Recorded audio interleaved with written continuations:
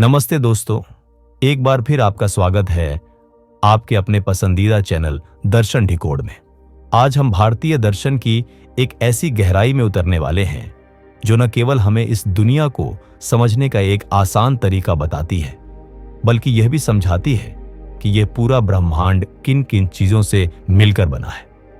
आज का हमारा विषय है वैशेषिक दर्शन, एक ऐसा दर्शन जो हमें चीजों की विशेषताओं और सबसे छोटे कणों की दुनिया में ले जाता है।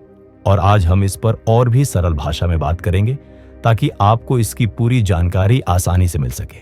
तो चलिए बिना किसी और भूमिका के शुरू करते हैं वैशेषिक दर्शन की इस आसान सी यात्रा को।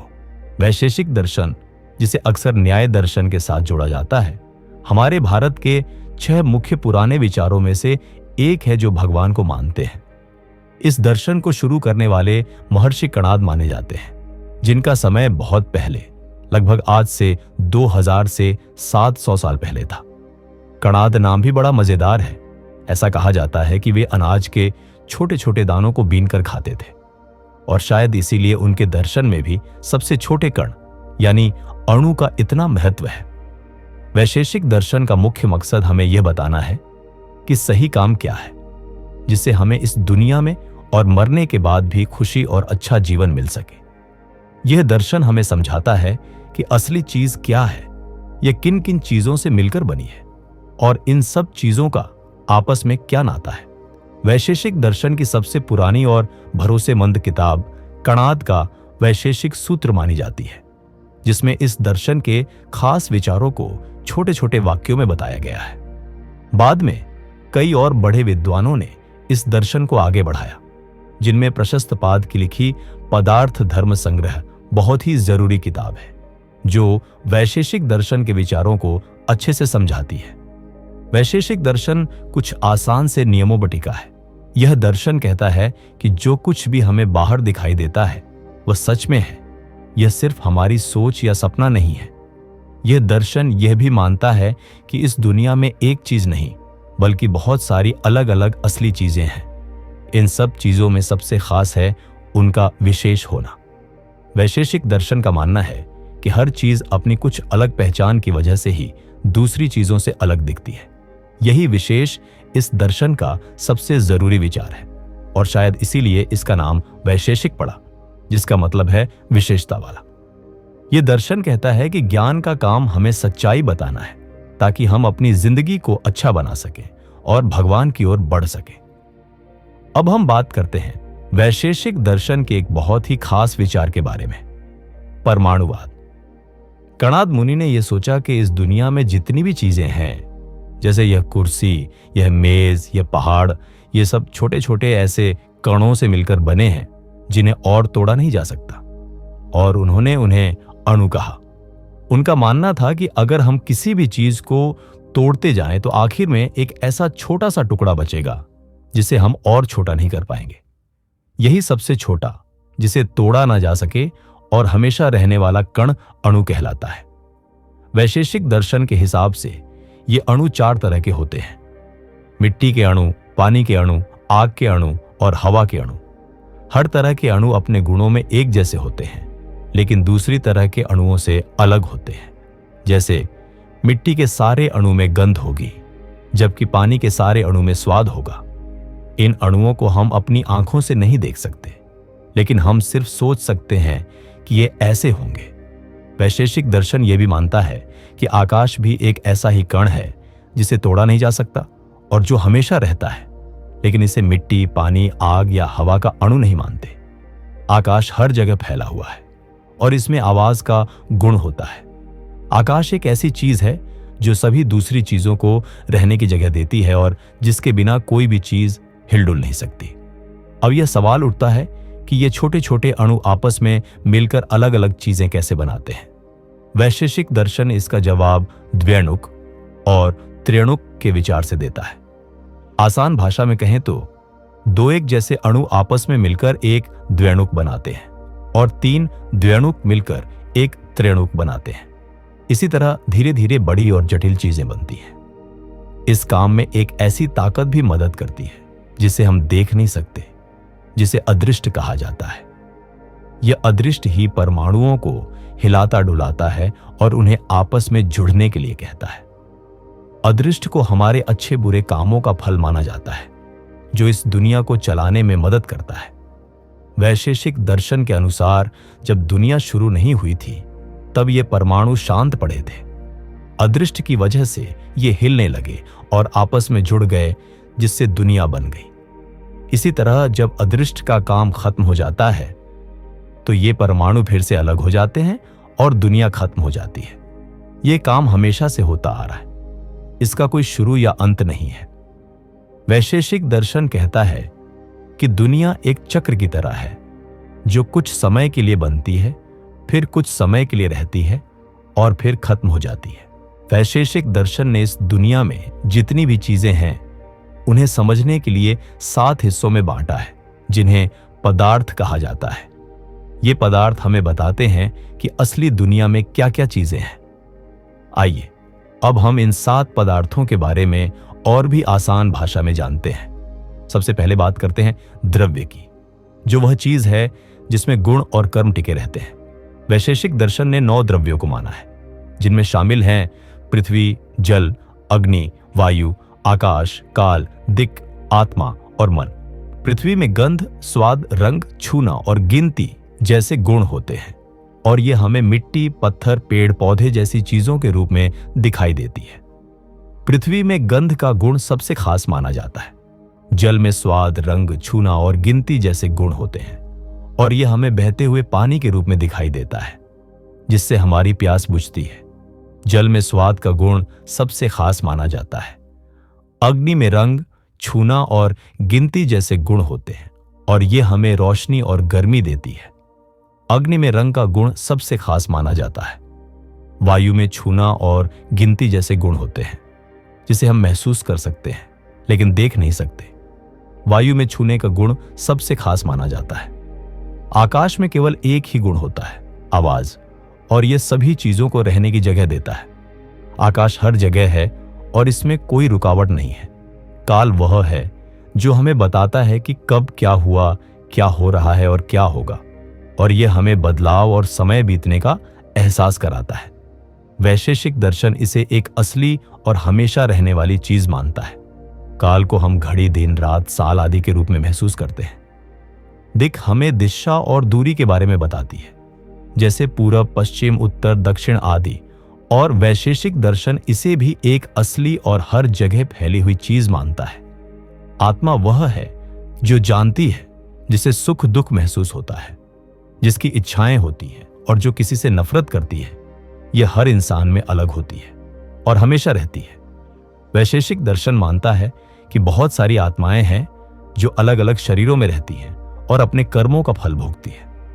आखिर में मन वह अंदर की चीज है जो हमें बाहर की दुनिया से जोड़ती है और हमारे विचारों को बनाती है। यह बहुत छोटा होता है और एक समय में सिर्फ एक ही चीज पर ध्यान दे सकता है। मन हमारी इंद्रियों और आत्मा के बीच एक पुल की तरह काम करता है। अगला पदार्थ है गुण, जो वे खासियतें हैं जो द्रव्यों में पाई जाती हैं और उनसे अलग नहीं हो सकती। वैशेषिक दर्शन ने 24 गुणों को माना है, जिनमें शामिल हैं रंग, स्वाद, गंध, स्पर्श, संख्या, नाप, अलग होना, जुड़ना, अलग करना, दूर, पास, बुद्धि, सुख, दुहक, इच्छा, द्वेष, कोशिश, भारीपन, पतलापन, चिकनाई, आदत, अच्छा काम, बुरा काम और आवाज। ये गुण द्रव्यों की पहचान बताते हैं और इन्हें हम अपनी इंद्रियों से महसूस कर सकते हैं। जैसे रंग को हम आंखों से देखते हैं, स्वाद को जीभ से चखते हैं, गंध को नाक से सूंघते हैं और स्पर्श को त्वचा से महसूस करते हैं। संख्या, नाप और अलग होना जैसे गुण हमें चीजों की गिनती और पहचान के बारे में बताते हैं। जुड़ना और अलग करना दो द्रव्यों के आपस में मिलने और बिछड़ने की अवस्थाएं हैं। दूर और पास हमें दूरी और नजदीकी का एहसास कराते हैं। बुद्धि, सुख, दुख, इच्छा, द्वेष और कोशिश आत्मा के गुण हैं। भारीपन पृथ्वी में पाया जाता है और चीजों को नीचे खींचता है। पतलापन पानी में पाया जाता है और उसे बहने देता है। चिकनाई एक गुण है जो चीजों को आपस में छिपकाता है। आदतें और यादें संस्कार हैं। धर्म और अधर्म हमारे अच्छे और बुरे कामों के नतीजे हैं और आवाज आकाश का गुण है जिसे हम कानों से सुनते हैं। इसके बाद आता है कर्म, जिसका मतलब है हिलना डुलना या कोई काम करना, और यह द्रव्यों में होने वाला बदलाव है। वैशेषिक दर्शन ने 5 तरह के कर्मों को माना है: ऊपर फेंकना, नीचे फेंकना, सिकुड़ना, फैलना और इधर उधर जाना। कर्म हमेशा किसी द्रव्य के सहारे ही होता है। जैसे किसी चीज को ऊपर फेंकने का काम उस चीज में ही होता है जो पृथ्वी द्रव्य से बनी है। फिर आता है सामान्य, जो वह चीज है जो बहुत सारी अलग अलग चीजों में एक जैसी होती है और उन्हें एक ही तरह का बनाती है। जैसे इंसान होना एक सामान्य गुण है जो सभी इंसानों में पाया जाता है। सामान्य की वजह से ही हम अलग अलग इंसानों को इंसान के तौर पर पहचान पाते हैं। वैशेषिक दर्शन सामान्य को हमेशा रहने वाला और एक ही मानता है और यह अलग अलग चीजों में एक जैसा दिखता है। 5वां पदार्थ है विशेष, जो सिर्फ हमेशा रहने वाली चीजों में पाया जाता है और उन्हें एक दूसरे से अलग करता है। चूंकि ये द्रव्य हमेशा रहते हैं, इसलिए उनमें पाया जाने वाला विशेष भी हमेशा रहता है। यह हर हमेशा रहने वाली चीज की अपनी अलग पहचान होती है, जो उसे दूसरी हमेशा रहने वाली चीजों से अलग करती है। उदाहरण के लिए 2 अलग अलग परमाणुओं में जो फर्क होता है वह उनके विशेष की वजह से ही होता है। 6ठा पदार्थ है समवाय, जो एक ऐसा हमेशा रहने वाला और कभी न टूटने वाला रिश्ता है, जो 2 ऐसी चीजों के बीच होता है जिन्हें अलग नहीं किया जा सकता। यह द्रव्य और गुण, द्रव्य और कर्म, द्रव्य और सामान्य, द्रव्य और विशेष और पूरी चीज और उसके हिस्सों के बीच पाया जाता है। उदाहरण के लिए फूल और उसकी खुशबू के बीच समवाय का रिश्ता होता है। खुशबू हमेशा फूल में ही रहेगी, उसे फूल से अलग करके नहीं देखा जा सकता। यह संयोग से अलग है, क्योंकि संयोग 2 अलग अलग चीजों का थोड़ी देर के लिए जुड़ना है, जबकि समवाय एक अंदरूनी और कभी न टूटने वाला रिश्ता है। और आखिर में आता है अभाव, जिसका मतलब है किसी चीज का न होना। वैशेषिक दर्शन ने अभाव को भी एक असली पदार्थ माना है और इसके 4 प्रकार बताए हैं: प्रागभाव, प्रध्वंसाभाव, अन्योन्याभाव और अत्यंताभाव। प्रागभाव का मतलब है किसी काम के होने से पहले उसका न होना, जैसे घड़ा बनने से पहले मिट्टी में घड़े का न होना। प्रध्वंसाभाव का मतलब है किसी काम के खत्म होने के बाद उसका न होना, जैसे घड़ा टूटने के बाद घड़े का न होना। अन्योन्या भाव का मतलब है 2 चीजों का एक दूसरे में न होना, जैसे यह घड़ा कपड़ा नहीं है, घड़े में कपड़े का न होना और कपड़े में घड़े का न होना। और अत्यंता भाव का मतलब है किसी चीज का कभी भी न होना, जैसे खरगोश के सींग नहीं होते। इन 7 पदार्थों के माध्यम से वैशेषिक दर्शन हमें इस दुनिया की बनावट और इसमें मौजूद हर चीज के बारे में आसानी से समझने में मदद करता है। अब हम बात करते हैं वैशेषिक दर्शन के ज्ञान के बारे में, यानी हम कैसे जानते हैं कि क्या सच है। वैशेषिक दर्शन 2 मुख्य तरीकों को मानता है जिनसे हमें ज्ञान मिलता है: देखना और अंदाजा लगाना। कुछ लोग यह भी मानते हैं कि सुनी सुनाई बात भी ज्ञान का एक तरीका है, लेकिन मुख्य रूप से देखना और अंदाजा लगाना ही ज्ञान पाने के जरूरी तरीके हैं। देखना मतलब अपनी आंखों से, कानों से, नाक से, जीभ से और त्वचा से महसूस करना। जब हमारी इंद्रियां किसी चीज के संपर्क में आती हैं तो हमें उसका सीधा ज्ञान होता है। जैसे आंखों से किसी रंग को देखना या त्वचा से किसी चीज को छूना। देखना भी 2 तरह का होता है। पहला, जब हम सिर्फ चीज को देखते हैं और पहचानते नहीं कि यह क्या है, और दूसरा, जब हम चीज को देखकर उसका नाम, उसकी जाति और उसके गुणों को भी जानते हैं। अंदाजा लगाना मतलब पहले से पता हुई बात के आधार पर किसी नई चीज के बारे में जानना। जैसे अगर हमने कहीं धुआं देखा तो हम अंदाजा लगा लेते हैं कि वहां आग भी होगी।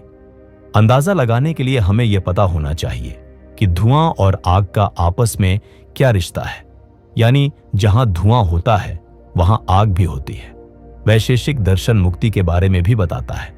उनका मानना है कि दुख की सबसे बड़ी वजह अज्ञान है। जब इंसान को इन 7 पदार्थों के बारे में सही जानकारी मिल जाती है और वह यह समझ जाता है कि आत्मा शरीर और मन से अलग है, तो वह मोह और लगाव से छूट जाता है। इसी हालत को मोक्ष कहते हैं। मोक्ष में आत्मा सभी तरह के दुखों से हमेशा के लिए आजाद हो जाती है और अपनी असली हालत में आ जाती है। वैशेषिक दर्शन के हिसाब से अच्छे काम करना, जिसमें सही नियम और अपने कर्तव्य निभाना शामिल है, और असली ज्ञान पाना यानी सच्चाई को जानना मोक्ष पाने में मदद करता है। वैशेषिक दर्शन का न्याय दर्शन के साथ बहुत गहरा नाता है। पुराने समय में ये दोनों दर्शन एक दूसरे की मदद करते थे और अक्सर इन्हें न्याय वैशेषिक के नाम से एक साथ पढ़ा जाता था। दोनों ही दर्शन मानते हैं कि जो कुछ भी हमें दिखता है वह सच है, और यह भी मानते हैं कि दुनिया में बहुत सारी अलग अलग चीजें हैं। दोनों ही ज्ञान पाने के लिए तर्क और सबूत को जरूरी मानते हैं। हालांकि दोनों में कुछ छोटे मोटे फर्क भी हैं। वैशेषिक दर्शन ज्यादातर इस बात पर ध्यान देता है कि दुनिया कैसे बनी है, इसमें क्या क्या चीजें हैं और परमाणु कैसे काम करते हैं, जबकि न्याय दर्शन ज्यादातर इस बात पर ध्यान देता है कि हम कैसे जान सकते हैं कि क्या सही है और क्या गलत है, और तर्क कैसे किया जाता है। धीरे धीरे इन दोनों दर्शनों के विचार इतने मिल गए कि उन्हें एक ही दर्शन के तौर पर देखा जाने लगा, जिसे न्याय वैशेषिक समन्वय कहा जाता है। इस समन्वय के बाद दोनों दर्शनों के विचारों को एक साथ पढ़ाया और समझा जाने लगा। वैशेषिक दर्शन का हमारे भारत के विचारों और विज्ञान के इतिहास में बहुत बड़ा योगदान है। इसका परमाणुवाद का सिद्धांत पुराने भारत में फिजिक्स और केमिस्ट्री के विकास में मददगार साबित हुआ। इसके द्वारा बताए गए 7 पदार्थों का वर्गीकरण हमें असली दुनिया को समझने का एक अच्छा तरीका देता है। वैशेषिक दर्शन ने तर्क और सबूत के महत्व पर जोर दिया, जिससे हमारी ज्ञान की परंपरा और भी मजबूत हुई। संक्षेप में कहें तो वैशेषिक दर्शन एक ऐसा पुराना भारतीय विचार है जो हमें इस दुनिया को विशेषताओं और सबसे छोटे कणों के नजरिए से समझने का एक आसान और तरीका बताता है। यह दर्शन न केवल हमें यह समझाता है कि यह दुनिया कैसे बनी है, बल्कि आत्मा, मन, समय और दिशा जैसी चीजों के बारे में भी बताता है। इसके साथ पदार्थों का वर्गीकरण और परमाणुवाद का सिद्धांत भारतीय दर्शन और विज्ञान के इतिहास में एक बहुत ही महत्वपूर्ण कदम था। तो दोस्तों, यह था वैशेषिक दर्शन का एक आसान सा विवेचन। हमने इसके मुख्य विचारों, इतिहास, जरूरी किताबों, परमाणुवाद, 7 पदार्थों, ज्ञान के बारे में विचार, मुक्ति की बात और न्याय दर्शन के साथ इसके रिश्ते को आसान भाषा में समझा। उम्मीद है कि इस बातचीत से आपको वैशेषिक दर्शन के बारे में अच्छी और सरल जानकारी मिली होगी। अब समय है आज के इस ज्ञान से भरे एपिसोड को खत्म करने का। अगर आपको यह वीडियो अच्छा लगा हो तो प्लीज इसे लाइक करें और अपने दोस्तों और परिवार के साथ शेयर करें, ताकि वे भी भारतीय दर्शन की इस गहराई को आसान भाषा में जान सकें। और हाँ, हमारे चैनल दर्शन डिकोड को सब्सक्राइब करना न भूलें, ताकि आपको हमारे आने वाले और भी मजेदार और ज्ञानवर्धक वीडियो आसानी से मिलते रहें।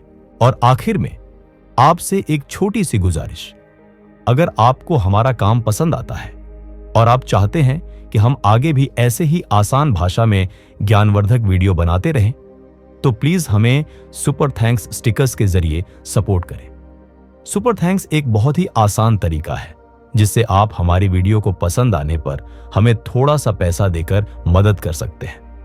आपको वीडियो के नीचे एक थैंक्स का बटन दिखेगा, उस पर क्लिक करके आप अपनी मर्जी से पैसे चुन सकते हैं और हमें सपोर्ट कर सकते हैं। आपकी थोड़ी सी मदद भी हमारे लिए बहुत मायने रखती है और हमें और भी अच्छे वीडियो बनाने की प्रेरणा देती है।